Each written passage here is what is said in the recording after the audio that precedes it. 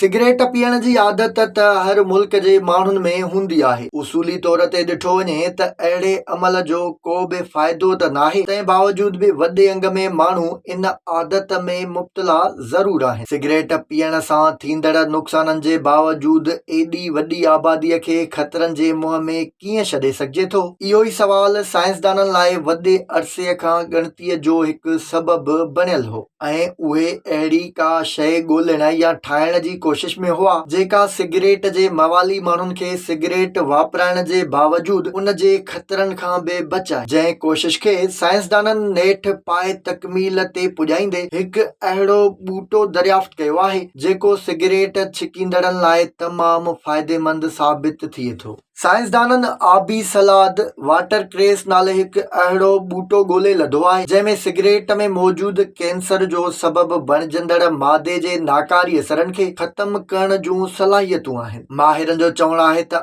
आबी सलाद जो अरक सिगरेट जे दूंहें में मौजूदु नाकारी मादनि जो असर ख़तम करे छॾींदो आहे, जंहिंजे करे सिगरेट पीअण वारा माण्हू मुख़्तलिफ़ नाकारी असरनि सां गॾु ख़ासि करे कैंसर खां बि महफ़ूज़ रहनि था। न रुॻो एतिरो पर इहो ई अरक सिगरेट छॾण जी आदत जो बि बहितरीन ज़रियो बणिजे थो। साइंसदाननि सिगरेट जे आदी 82 माण्हुनि ते आबी सलाद जे असरनि जो जाइज़ो वरितो, जंहिंमें उन्हनि 1 मिलीलीटर ज़ैतून जे तेल में 10 मिलीग्राम आबी सलाद मिलाए ॾींहं में 4 भेरा पीआरियो वियो। अहिड़ी मश्क 1 हफ़्ते ताईं जारी रखी वई। रुॻो 1 हफ़्ते में ई उन्हनि माण्हुनि में कैंसर जो सबबु बणिजंदड़ मादे नाइट्रोज़ामिन केटोन जे मिक़दार में 7.7% घटिताई ॾिठी वई। जंहिंखां सवाइ उन्हनि माण्हुनि में बेंज़ीन जे मिक़दार में 24.6%, जॾहिं त एक्रोलीन जे मिक़दार में 15.1% घटिताई ॾिठी वई। तहक़ीक़ खां अॻु बि माहिरनि इन ॿूटे में कैंसर ऐं ॿियनि नुक़साननि खां बचाइण वारियूं ख़ासियतूं ॾिठियूं हुयूं, जंहिंजे करे उन्हनि मशवरो ॾिनो आहे जेकॾहिं सिगरेट जा